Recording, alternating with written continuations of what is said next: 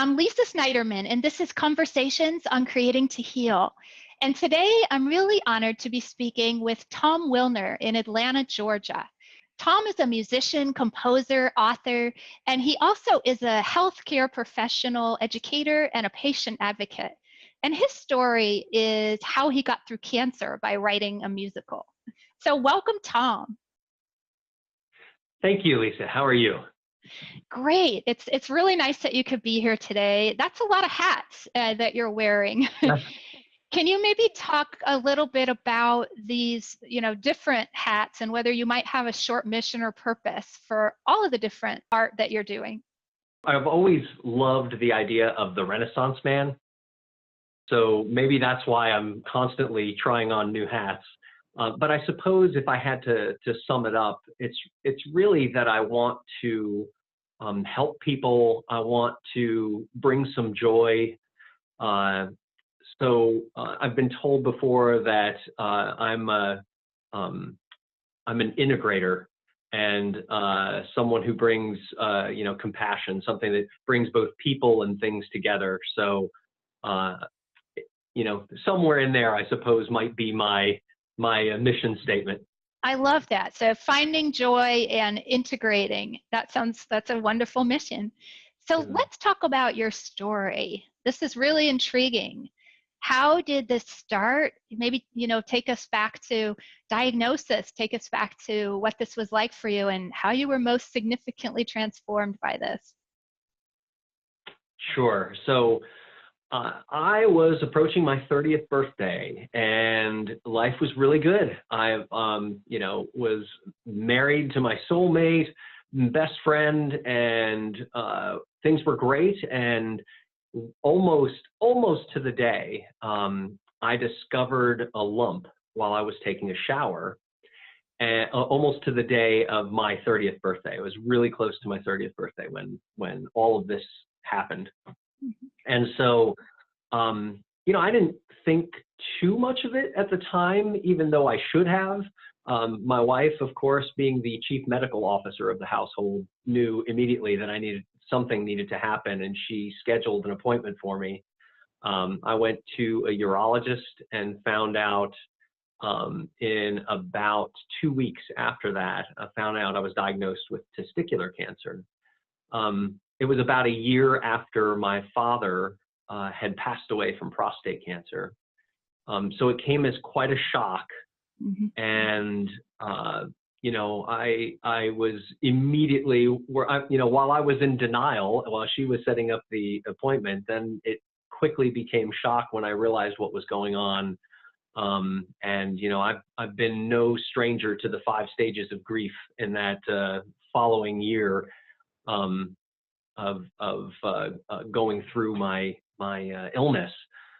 After I was diagnosed, I had to decide whether we wanted, there were I had scans that suggested that it may have spread, but we weren't sure. And the only way to be sure was to have follow-up surgery, pretty significant surgery that would take out the suspect masses, biopsy them, and see if the cancer had spread. I decided, along with my doctor, that since I was pretty healthy at the time, that I would go this more aggressive route rather than wait and see if anything turned out to be cancerous. And had the surgery. It was probably the worst thing I had been through up to that point in my life. And gratefully, none of the masses turned out to be cancerous, or they didn't find anything. At that point, I felt completely changed and, totally different perspective on things. And it seems strange to just go back to life as usual, kind of recuperate from the surgery. That's a lot to have and to have to process. How did you process all of this? Was there an outlet besides obviously support, from your wife, and right. What were some of the outlets, and how did you turn to writing a musical?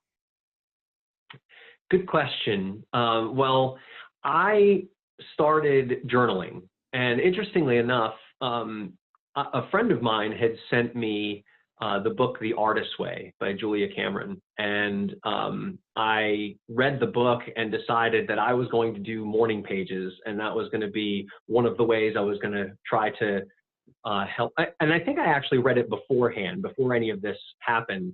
So when I realized that I was going to be, dealing with this illness, that journaling would probably be a good way for me to process everything that was going on.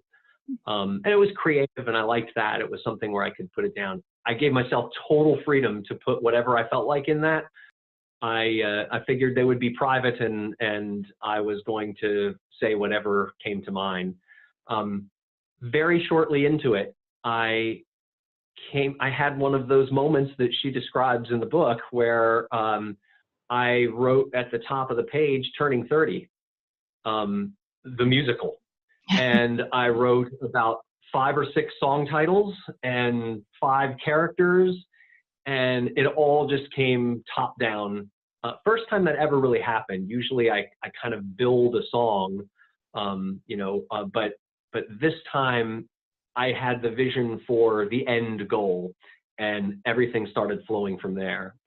And then basically while I was going through my experience, I would take one of those song titles and I'd write it at the top of a page, and then I would just stream of conscious about that particular title.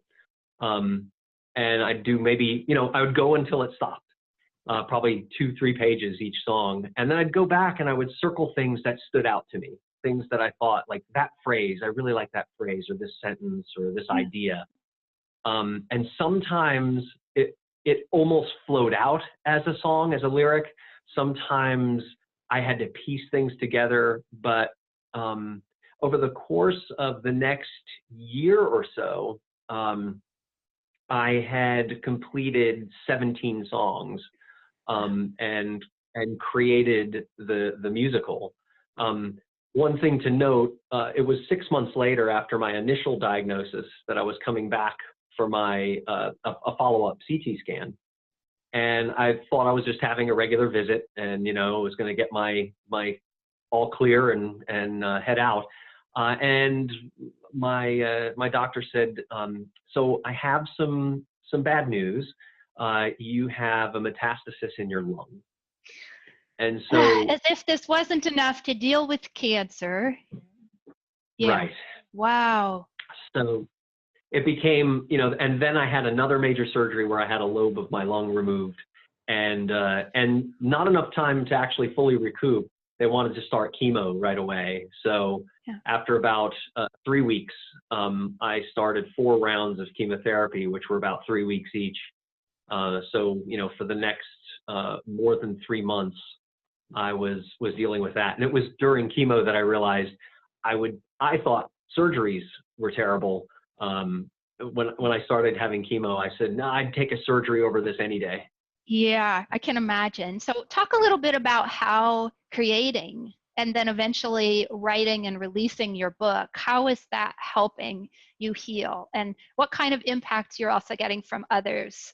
After having written the musical, and I didn't do much with it right away, and eventually I put on a staged reading with some help from other musicians and actors and folks that I knew, and raised that initial one raised, I think, a couple of $1,000s for cancer charities, and so it got a great reception, and I kept doing that.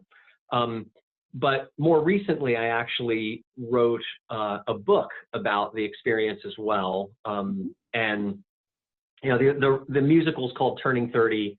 The book is called Having a Ball at 30. One of the ways I dealt with a lot of this was through humor. And as you can imagine, with testicular cancer, the jokes kind of write themselves. Absolutely, yeah. But in the book, I had written about what I decided to do was have a chapter for each song. And I pulled out my old journals, and I wrote about what was going through my mind at the time, and then the song that came out at that time. And so I got to really re-explore what was going on in my life. and the book is, you know, as opposed to the songs being in the order that they appear in the show, they were in the order that I wrote them. And this is what I was getting to. What was interesting was I have a song called Have a Ball, which obviously is poking fun at what was going on. And I wrote that while I was going through chemo. So I thought it was interesting that at a time where I was feeling nauseous anytime I was, conscious, and really just wanted to be unconscious most of the time, and I was losing my hair and all these horrible things happening, the way I dealt with it was to write something that kind of poked fun at it all. So I think it was really cathartic for me, not only to explore the music and all the things that were going on, you know, through music, to really explore each of the things that I was dealing with, the depression and anger, and then this, you know, sort of silliness about the humor that I could find in it. So, you know, all of these things were really helpful to me to kind of take my mind, focus it on something. It was almost as if cancer became my muse. Yes, and right. it really did. When you're focused on the joy and the fun and the humor, it's hard to do anything but be in that moment. It doesn't mean the illness goes away. So I want to invite you to share something that's meaningful with us, and then just talk about maybe why you're sharing that. Sure. So there's one passage in my book that I'd like to share, and it really kind of, I think, hones in on what I chose to do as I was going through this, terrible journey, and it's called Coin Toss. Every coin has three sides: heads, it's tragedy; tails, it's comedy; and then, thank goodness, there's the edge. My edge, my nudge toward health and back into the happiness that had been shattered by the diagnosis and subsequent medical interventions, was a shift in my perspective. I took charge of the spin I gave events and circumstances. It was all in my mind? Fine, I'd change my mind. I pivoted slightly because that was the best I could do at the time, and my attitude changed. Over time, those course corrections ultimately changed my life. I love that. That's great. I like the three sides. We only have effort and attitude. Those are the two things we have control over. That's right. And so I think that one speaks a lot to attitude, and probably everything I've done since speaks a lot to effort. Wow. Well, I want to ask you what the impact of what you've done has been. So, how did you turn to becoming a healthcare professional, educator, and patient advocate? It was interesting. One of the times I did the musical was a professional workshop, and one of the actors said, this could be really useful, and I think they would be, teaching hospitals for doctors and nurses and what might be very interested to hear this. And I thought it was a great idea. I didn't do anything with it like that at the time. But then I got a call one day from someone who does continuing education classes for doctors, nurses, social workers. And we actually ultimately formed a company, a partnership, where I use music and storytelling, and she provides education. And we do keynote addresses at healthcare conferences and continuing education classes for healthcare professionals, where we try to teach about the patient experience and how kind of clinical empathy can really have make a big difference in outcomes for patients. That's such a neat way to take such a difficult adversity for you and see the gift in it, and also use your gift to help make a bigger impact. That's amazing. Yeah. Is there something that you might want to leave us with for maybe somebody who's going through something similar, or a different illness, or some other hardship?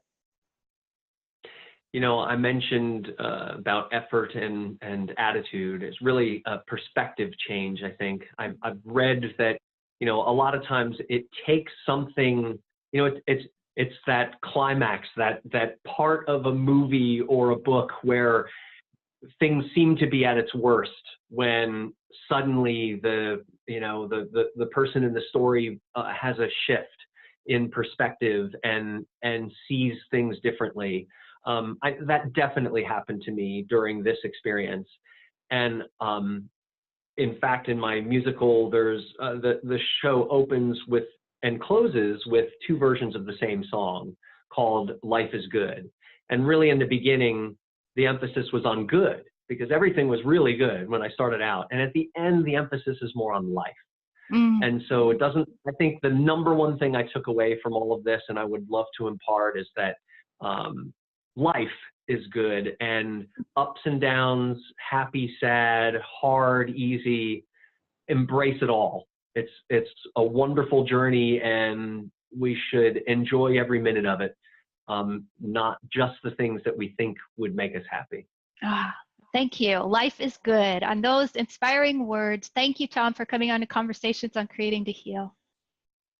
Thank you, Lisa. Really appreciate it. It's an honor to be here. And life is good.